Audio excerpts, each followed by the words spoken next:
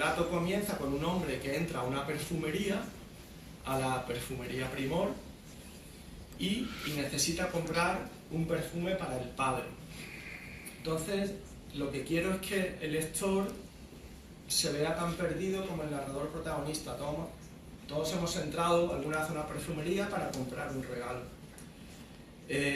Los estímulos olfativos son muy importantes, los olores. Intento jugar un poco con el lenguaje publicitario y el sagrado acto de comprar en la religión capitalista, que es nuestra religión actual.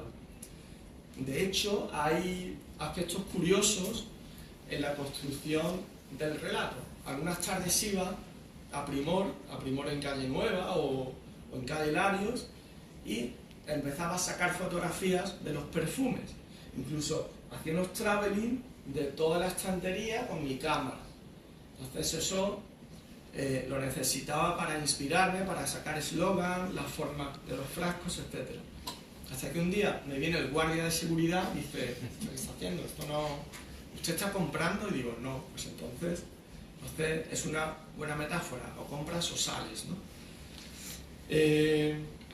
Con lo que fuiste hay algo que suelo hacer en algunos relatos, algunos que se han quedado fuera, es introducir alguna deriva urbana dentro del relato. Entonces aquí hay una deriva, al final en Calle Nueva.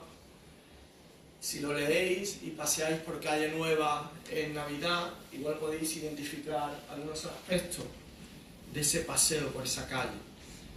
No me gusta hablar de detalles técnicos, pero hay una segunda persona narrativa que yo pienso que es eficaz y se vuelve por un lado hacia la propia conciencia, se desdobla con su conciencia, y por otro lado hacia la figura del padre. Este relato existe por y para el padre, ya lo vais a ver sin entrar en detalles.